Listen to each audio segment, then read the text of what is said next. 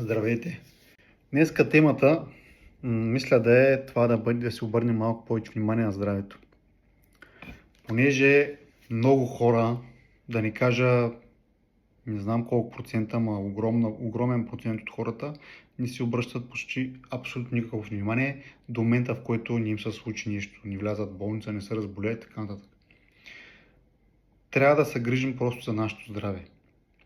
Дали ще приемем витамини, дали ще се движим повече, дали ще се храним с полезни храни, дали ще тренираме, дали ще обръщаме внимание на здравословното си състояние, това какво пием, какво се храним отделно, какви добавки вземем, ако се налага. И всякакви такива неща, които включват да едем повече зеленчуци, повече плодове, повече чиста храна, не толкова преработени бокуци, които е пълно в магазина.